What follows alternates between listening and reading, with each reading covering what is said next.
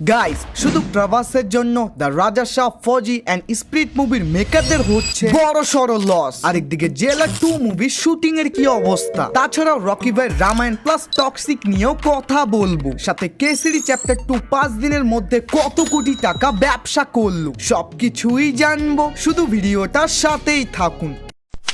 প্রথমেই কথা বলি প্রভাসকে নিয়ে। ভাই এই বান্দা এমন একজন লোক যে অন্য কাউকে মালামাল করে দিতে পারে, তো সেম টাইম আবার কেরিয়ার ডুবাতেও পারে। মানে ভাই প্রভাসকে দিয়ে যদি কোনো ভালো কাজ বের করে নেওয়া হয় তাহলে ওটা বাহুবলীর মতো ইতিহাস গড়বে। বাট এখন ওনারই জন্য তার আপকামিং সব মুভিরই কাজ বন্ধ রাখা হয়েছে, কারণ রিপোর্ট অনুযায়ী তার শরীরের কোনো একটা জায়গায় ইনজুরি হয়েছে।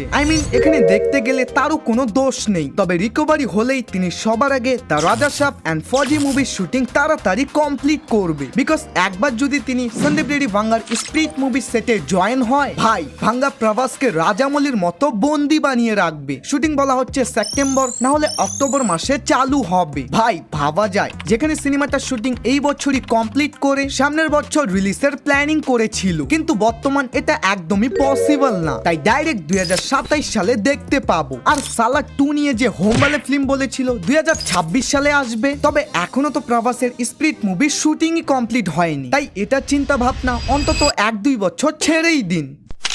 এখন কথা বলি টক্সিক মুভিটা নিয়ে। ভাই এটা নিয়ে কোনো ধামাকাদার আপডেট তো আসেনি, তবে বলা হচ্ছে শুটিং শেষ করতে আরো অনেক বেশি সময় লাগবে, কিন্তু ওটা কমপ্লিট হওয়ার সাথে সাথেই তিনি রামায়ণ মুভি সেট জয়েন করবে। যারা এখনো জানেন না তাদেরকে বলি, রামায়ণ মুভির প্রথম পার্টের শুটিং কিন্তু অলমোস্ট কমপ্লিট, শুধু ইয়াশ এন্ড সানি দেওয়ালের সীতাহরণের কিছু সিকোয়েন্স করা বাকি আছে। এরপর মেকাররা দেরি না করে পার্ট 2 এর শুটিং চালু করবে।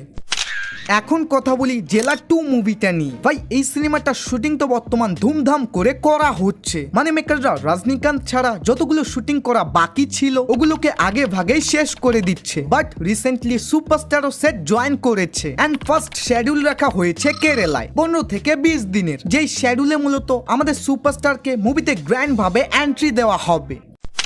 এখন কথা বলি কেসরি চ্যাপ্টার 2 মুভিটা নিয়ে। ভাই ফাইনালি আমি নিজেও এটা দেখলাম এবং আমার এটা ঠিকঠাক লেগেছে। মানে আপনি যখন এটাকে রিয়েল স্টোরি হিসেবে ভেবে দেখবেন তখন ইমোশনালও হতে পারেন, তবে যদি আবার এটাকে মুভি হিসেবে দেখেন তাহলে এটা আপনাকে কিছু কিছু জায়গায় বোরো করবে। ওগুলো বাদ দিন, এখন আসি কালেকশনে। প্রথম দিন এটা খাতা খুলে 7 কোটি দিয়ে, দ্বিতীয় দিন হালকা একটু গ্রোথ দেখা যায় 10 কোটি, তৃতীয় দিন 11 কোটি, তবে মানডেতে কালেকশন একদম নিচে নেমে 4 কোটি 50 লক্ষ, এবং এর সাথেই টোটাল ইন্ডিয়া থেকে নেট কালেকশন 34 কোটি, অল ইন্ডিয়া গ্রস 40 কোটি, আর ওয়ার্ল্ড ওয়াইড 56 কোটি। বাকি সামনে কিছু ধামাকাদার ভিডিও আসবে, কিন্তু ওগুলো দেখতে চাইলে সবার আগে চ্যানেলটাকে সাবস্ক্রাইব করতে হবে। বাই।